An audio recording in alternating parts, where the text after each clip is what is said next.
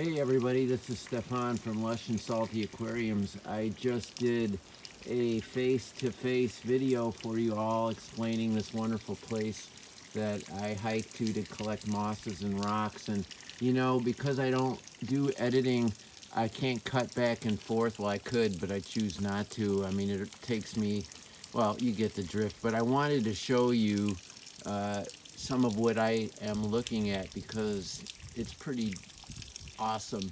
You notice how this trickling stream, while you can get a sense of waterfall here onto rock, so it's sort of a classic and awesome little thing going on there, and we'll return to it. But over here is this terrific effect of the water and rainwater, a mosaic over the moss on this huge boulder which I'm standing in front of, and it creates this excellent dripping effect that's kind of universal across all the moss, just dripping downwards and downwards and seeping into the rock, sustaining this moss. And I just thought that was really cool. Now, I know a number of you out there, I've seen it on YouTube, create little waterfall vivariums, aquariums, and this is essentially what you're trying to replicate. At least some of you. You've got some ferns over there, and then some driftwood and sticks against gray rock, which is covered in moss and has the water seeping over it, continuously sustaining and saturating both the rock and the moss.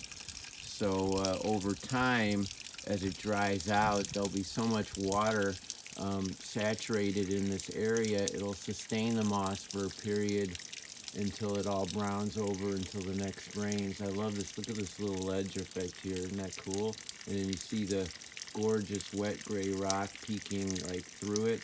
What an effect. And then the water dropping down into here. Now here, when it gets more robust, it'll pool up, and I could find little creatures in there as well. Perhaps small water crustacean, water beetles. Never any fish, not right here, at least none that I've found, for kind of obvious reasons. It's a very temporary setup. You will get toads and frogs, and that's coming. That season's after the water collects and the tadpoles can have a place to go through their metamorphosis. Down here is where I would pull likely rock pieces, and I would try to find some that I do not suspect contain any harmful metals, particularly iron, and I look for that rusty color and avoid that and prefer sort of the river rock, river stone, and with a little bit of nice texture. There's whites and grays here, a little bit of brown and red, so nothing remarkable, but I do find pieces amidst all this. You can see sort of where the trail goes up and around this boulder, but anyway, I do find certain pieces of the gray rock that are small enough so that I can work with them. And I will pull moss using like a butter knife or a little file and take chunks of that, preferably white and as luscious green as possible, and I'll bring that home and wash it off. I talked about kind of how that process works in the previous video, but now you're actually looking at what I would consider collecting. The best seems to be some of that over there, and then moving up on the rock, there's a great little green patch there. I would never take enough to make any kind of damaging impact onto this wonderful live all-natural feature. I'm going to pan all the way up so you see like the great pin oaks.